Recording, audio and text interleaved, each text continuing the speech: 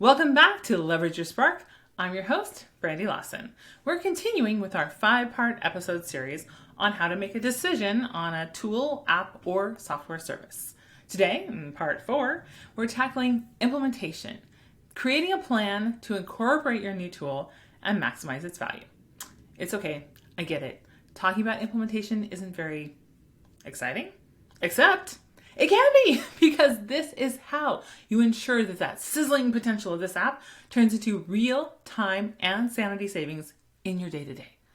I think most of us have probably been in this situation. We think we found the perfect tool, app, or software for our business. Now comes a real challenge, implementation. It's a fact. Change is hard. And incorporating new tools into your workflow can be an uphill battle, even if it's just you that has to make a change. Not to mention trying to get a whole team of people to modify their behavior and change their workflow.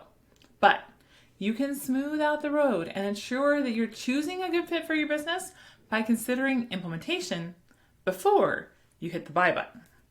That's why we're discussing this process for thinking through software implementation, ensuring a smoother transition, and ultimately maximizing the value of your new tool because it's actually getting used.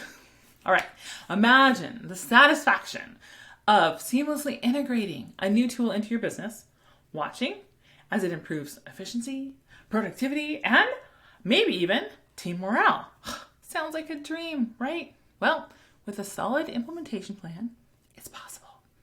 Here's a step-by-step guide to help you think through the software implementation. All right, so first, accept that change is hard, and this is going to require time, effort, energy, and resources to implement any solution. Doesn't matter which one you pick.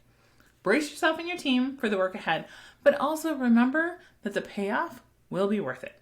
Okay, so next, make a plan for how to onboard the company and team to the tool, embracing the places that are going to be challenging instead of ignoring them. All right, think about the training, resources, and support the team will need during the process.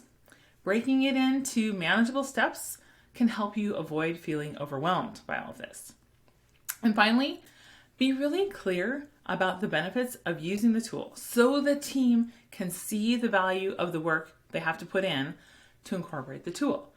It's really helpful if your implementation plan can help reinforce these benefits and improvements as they happen. This can keep the team excited and engaged about embracing this change that they need to realize the value of this software, app, or tool. By using these steps when considering new tools, you will be well on your way to successfully implementing it and maximizing its value to your organization. Change can be hard, but with a thoughtful implementation, you'll be reaping the rewards in no time. All right, so in the next episode, we are wrapping up our 5-part series on making informed decisions when selecting a tool, app, or software service by talking about cost. If you enjoyed this episode, you can head on over to leverageYourSpark.com to subscribe, leave us a review, or share with a friend. Everyone deserves to have less stress and more impact. I'll see you in the next episode, and until then, keep leveraging your spark to ignite possibility.